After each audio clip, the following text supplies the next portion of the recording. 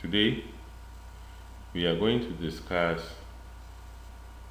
Introduction to Cybersecurity, and today we are doing Chapter 3, Protecting Your Data and Privacy. My name is Kwame Nimapia.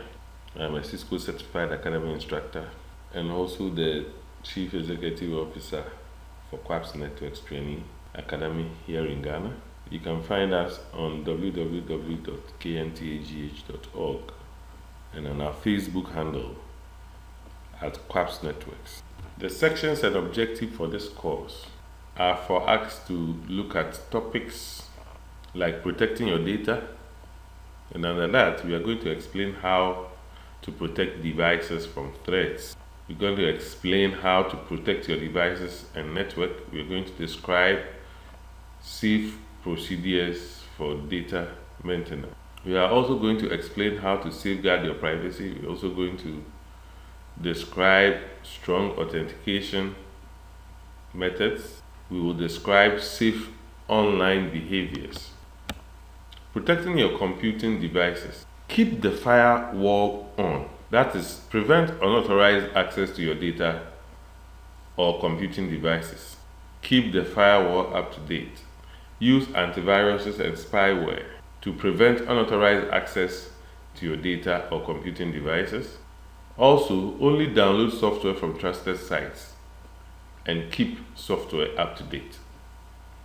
You can also protect your computing devices by managing your operating system and browser. And with this, you have to set the security settings at medium or higher. You need to update your computer's operating system and browser. You need to download and install the latest software patches and security updates. And you need also to protect your devices. You need to password protect. You need to encrypt data. You also have to only store necessary information, and then Internet of Things device. Use wireless networks safely. If you have a home wireless network, change the preset 37set identifier and default administrative password on your Wi-Fi router. You can also disable your SSID broadcast. You can also use the Wi-Fi protected access to encryption feature. You have to be aware that WPA2 protocol security flaw crack that allows intruders to break the encryption between wireless routers and clients. Use caution when using public Wi-Fi hotspot. Avoid accessing or sending sensitive information on public Wi-Fi and hotspot. Avoid accessing or using VPN tunnels to prevent eavesdropping. You have to turn off your Bluetooth when it's off. Another way to protect your data is to use unique passwords for each online account. This prevents criminals from accessing all your online accounts using one stolen credential. Use password managers to help when remembering passwords. Tips for choosing a good password. Do not use dictionary words or names in any languages. Do not use common misspellings or dictionary words. Do not use computer names or account names. If possible, use special characters such as the exclamation sign, the @ sign, the hash sign, the dollar sign, the percentage sign. Also, use password with 10 or more characters. So as you can see below, we have good okay passwords, you have good passwords and better passwords, and you realize that the better passwords is a combination of letters and symbols that is not fairly legible.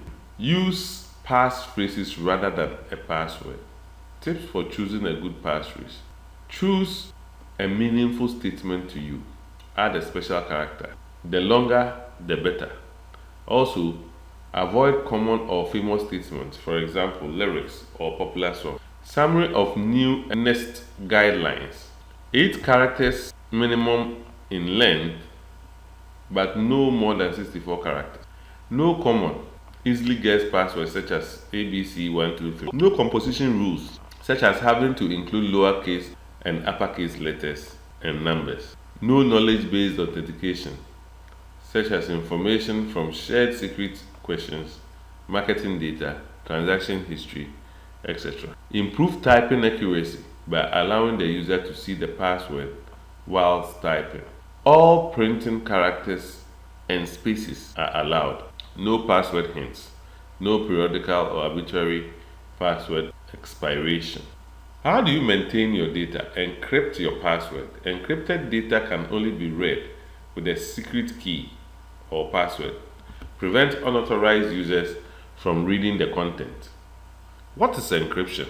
This is the process of converting the information into a form where an unauthorized person cannot read it. You also need to back up your data as a data maintenance procedure. Prevent the loss of irreplaceable data. Need additional storage location for the data. Copy the data to the backup location regularly and automatically. So if you want to do a local backup, you can do it on NAS, or an external hard drive, CDs and DVDs, thumb drives or tapes. Total control and responsibility for the cost and maintenance is with you. Now, cloud storage services such as AWS, that is an Amazon cloud storage facility. You can access, or you have access to backup as long as you have access to your account. And then you may need to be more selective about the data being backed up. So this is a lab on how to back up data to external storage. How do you delete your data permanently? Use available tools to delete permanent data. The S-Delete and secure empty trash, for example. Destroy the storage device to ensure that data is unrecoverable, and then delete the online versions. Now, this is a lab. Who owns your data? The objective of this lab is to explore the ownership of data when the data is not stored on the local system.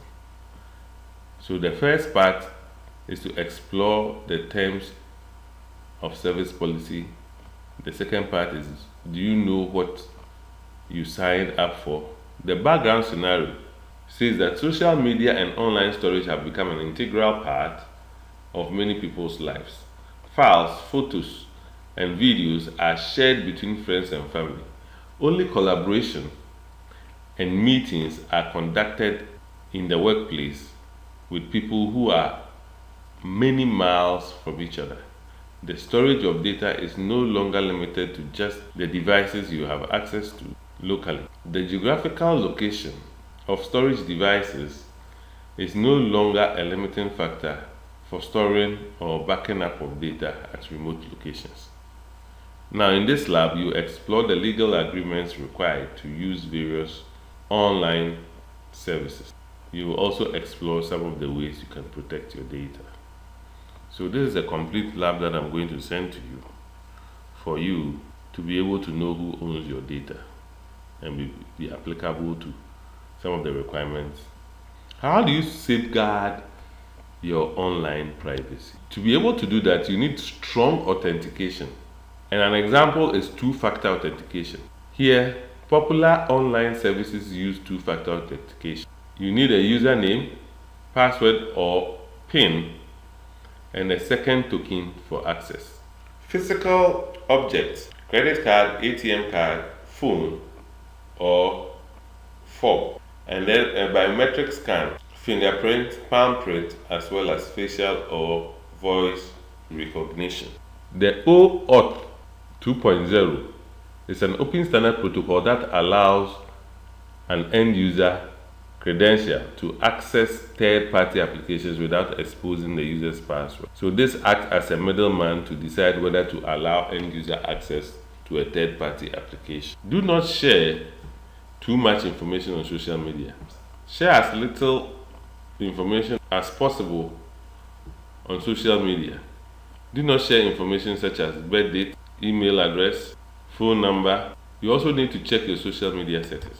Still, under sharing too much information, email and web browser privacy. Email is like sending a postcard. Copies of the email can be read by anyone with access. The email is passed among different servers. Use the private browsing mode to prevent others from gathering information about your online activity. The private mode on popular browsers Microsoft Internet Explorer has an in private mode. Google Chrome has incognito. Mozilla Firefox has private tab, private window, and Safari has also private browser. Here we have been able to explain how to protect your devices and network from threats. We have also described safe procedures for data maintenance. We have also explained how to safeguard your privacy by using strong authentication methods and practicing safe online behavior. Thank you so much, and stay tuned as we move on to chapter 4.